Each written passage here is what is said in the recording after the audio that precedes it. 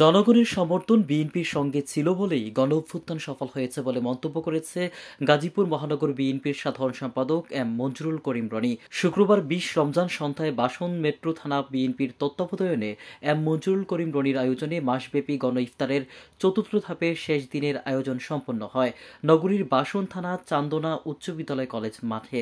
এতে প্রধান অতিথি হিসেবে উপস্থিত ছিলেন বিএনপির ঢাকা বিভাগের সাংগঠনিক সম্পাদক কাজী সাইয়েদুল আলম বাবলু।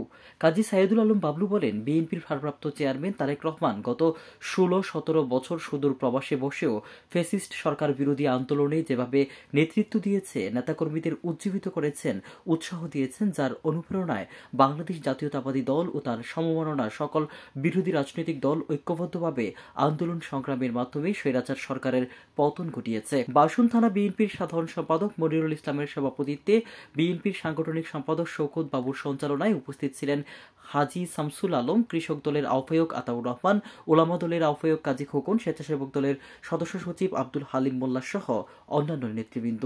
ইফতার মাহফিলে বিএনপির চেয়ারপারসন বেগম খালেদা জিয়ার রোগ মুক্তির জন্য দোয়া ও গাজীপুরের সাবেক মেয়র, সাবেক মন্ত্রী অধ্যাপক এম এ মান্নানের রুহের মাগফিরাত কামনায় দোয়া করা হয়। গাজীপুর থেকে সেলিম মাহমুদের রিপোর্ট, আমার বার্তা ডিজিটাল।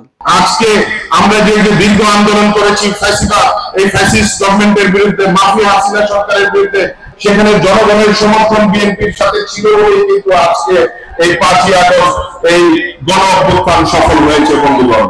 তো আজকে আমরা আমাদের বিএনপির সকল নেতৃবৃন্দদেরকে এই থানা এবং ওয়ার্ড বিএনপি এবং অঙ্গ সংগঠনকে নির্দেশনা দিচ্ছি যে আগামীতেও যেন আমরা যেসব কর্মসূচি দেই সেখানে যেন সাধারণ জনগণকে আমরা সম্পৃক্ত করি।